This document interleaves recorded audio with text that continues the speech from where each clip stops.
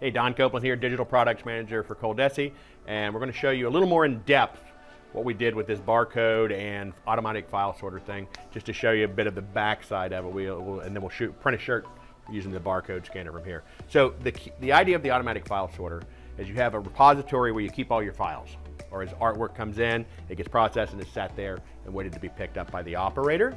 All right, and then it works on a hot folder system. A hot folder is a folder on your network somewhere that when a file shows up in it, it's continually monitored by the RIP, and from a specific queue of the RIP, when it finds that job, it pulls it into the queue, and then it either just sets the job there, it processes the job, or the process and prints the job. The automation that we did earlier on, it actually went all the way through that whole step, processed it, printed the job over to the G4, and when we got done, loaded the shirt on, just pressed the button and it printed. So real quickly, I'll show you what we did set up.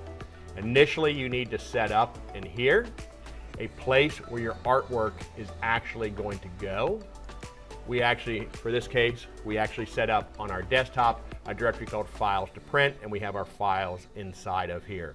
Now, this would be a catalog situation where I have a specific number of items that we print on a regular basis. We're going to have these files in here, and they're going to stay in here.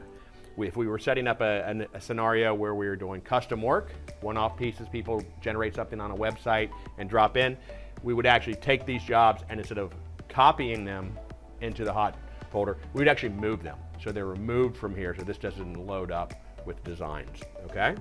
So we've set this up. This is our repository of all the artwork we have in our catalog, our extensive 3 shirts, right? You are, in essence, creating multiple copies of the shirts. In the case for the G4, we have 3 different size platens. So we basically think of it as a small, medium, and large type of scenario. It's actually considered a youth, an adult large, and an extra large, all right? And so I take the artwork and I scaled the artwork to the size that we would have to print on each of those designs. Storage space is cheap, guys. It's not a big deal. Create as many of these as you need to for all your different scenarios, all right? Once we have generated those, we generate what are known as hot folders. So if I go on my hard drive here, on the actual computer itself, I have hot folders. Now remember, I'm talking in DTG language right now. This exact same process can be set up for every one of your queues on any of your digital heat effects, color lasers, or on any of your compress or Muto UV printers as well, because they all work with the same background RIP. And so we can very quickly set it up to do the same thing in all of these type of scenarios. Once I've gone in here, I've actually, for this, we have 3 scenarios: black shirts, color shirts, and white shirts. And then we're going to go to sub-hot folders, because we have 2 different rendering intents, graphic and photo. And underneath of each one of those, I have my platen size, all right? And each one of those is going to take the data and put it over into the corresponding queue. Very easy to map that. In fact, if I pull up right here under the graphics, let's go with our graphics adult white, you'll see underneath it here in my layout manager, all right, I've got it set up here to rip and print now. Under my hot folders, I tell it to keep its eye on this directory called CDTG hot folder / white shirts / graphic / adult. Okay, so we've got it set up that now any file that shows up in there, the RIP is going to grab, bring it in, and then because of the specifics in my layout manager here, I have tell it to rip and print now. So that file comes in, it gets processed, and then it gets sent to the printer. Because if you remember, the G4 has a memory. So once that job gets there, all we have to do is hit a button, it's going to load it, and it's going to print it. So that's how we've set up the hot folders. Now we will go into what the automatic job sorter does. The automatic job sorter is really, it's a hot folder on steroids. It's got this major holding pen, which is what we showed you before, which is that files to print directory we set up, all right? And we set up rules for it, all right? And these different types of rules, and they're basically based on criteria of name, and in this case, we're also using barcode.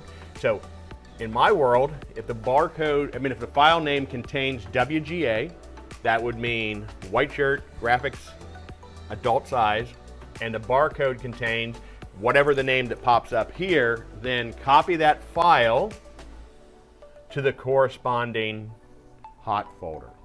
All right? Very simple. It sounds a little complex, but it's actually pretty straightforward.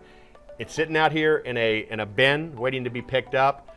Me as an operator, I receive a work order that's got that job on it. When I scan that job, this barcode is going to pop up. It's going to see that it meets these criteria, and it's going to drop it into the proper hot folder. Going to go to the RIP, just like we're used to. It's going to process the job, but it's automatically going to print it. It's going to send it over there to the G4 where the operator can load it. So I think what we ought to do now, all right, after all that babbling, we're going to go ahead and actually do a job. So what we're going to do is we're going to use the same catalog that I had shown you before, and we're going to go ahead and scan this one. It's a white graphics, adult size, nurses and capes, and it's all heroes. Not all heroes wear capes. I'm going to shoot it. It's going to pop up here in the scan. There it is. I missed it initially. There we are. See, it's processing it, and what it's actually doing is getting it. Once it gets done processing it, it's going to send it to print, and that's going to head right over to the printer now. What we're going to do is come to the printer. I already got a shirt pre-treated, process laid out there, so we can just snug it up on the shirt. You can see the designs right there in the queue. Hit the load button, and boom, we're printing a shirt.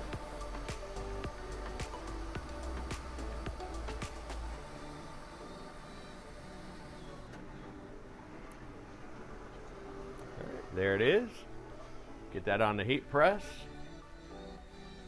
Now what I would do is if I was an operator, I would probably be scanning. I would have shot in my next job at this point, so I could go ahead and have it loading into the processing, loading into the printer. But that's it. There you have it. With the G4, with the way it's set up, now that last job is still in memory. If I did have to reprint it, I could pull it up and reprint it. If not, it just goes there, and as we fill the memory up, it just dumps the back end of it. So at the end of the day, you're just going to have a full memory, but you're not going to overload anything. You can actually go ahead and remove them if you wanted to at the end of the day. Let me go back over here to the software real quick, and you'll see that all we would have to do now is it's already reloaded. Up in here, you can see that the barcode, this is flashing. As soon as I scan the next barcode, it wipes out that barcode, puts the new barcode in, and looks for one of the rules that I have active here, applies it to that rule, send it to the hot folder, send it to the RIP processes it, and it goes over to the printer. You kind of get the idea. It's just a loop. So sounds like our last shirt just popped out from the heat press, conveniently throwing the paper we had on top over to the floor. This is a shirt we really printed without having to touch the computer. The only time we touch the computer was show you what we had done in the background. But that's it. It's a good way to automate your shop. It's a good way to cut down on the skill level required of your operator, which is huge.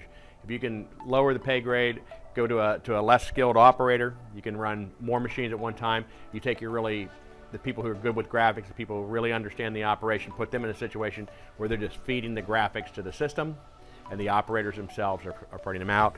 Plus, this also allows you to quickly just regenerate files that you need to print on a regular basis. You don't have to worry about going to the computer and doing that. You just keep hanging on the computer. You can keep a catalog sitting there. You can scan and print. I'm Don Copeland, and that's Barcode Printing here with the Compress, the DTG, and the Digital Heat Effects printers.